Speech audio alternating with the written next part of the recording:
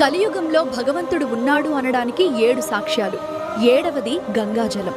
గంగా నదిలో నీళ్లు ఎప్పటికీ కూడా పురుగు పట్టవు. సాధారణమైన నీళ్లకి 3 నుంచి 5 రోజుల్లోనే పురుగు పడుతుంది. 6వది అమర్నాథ్ గుహ.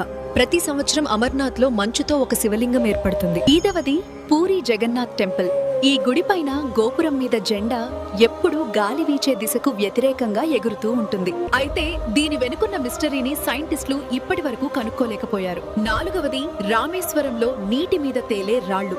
సాధారణంగా రాళ్లు నీటిలో మునిగిపోతాయి, కానీ ఈ రాళ్లను స్వయంగా శ్రీరాముడు రామసేతు నిర్మాణంలో ఉపయోగించినందున అవి నీళ్లలో మునిగిపోవడంగా తేలుతూ ఉంటాయి. 3వది పాకిస్తాన్ బార్డర్ దగ్గరున్న ధనోత్మాత టెంపుల్. యుద్ధం సమయంలో చాలా మిసైల్స్ ఇంకా బాంబులు ఈ గుడి మీద పడ్డాయి, కానీ ఆ గుడి ప్రాంగణంలో ఒక్క బాంబ్ కూడా పేలలేదు. 2వది కేదార్నాథ్ టెంపుల్. 2013లో వచ్చిన భయంకరమైన వరదల్లో కేదార్నాథ్ చుట్టుపక్కల ప్రాంతమంతా భారీగా నాశనమైపోయింది, కానీ ఆ గుడి మాత్రం చెక్కు చెదరకుండా అలానే ఉంది. ఇంకా మొదటిది నిధివన్ బృందావన్. అక్కడ ఇప్పటికీ శ్రీకృష్ణుడు రాత్రి వేళల్లో వచ్చి నిధివన్లో తిరుగుతారు అని చెప్పుకుంటారు.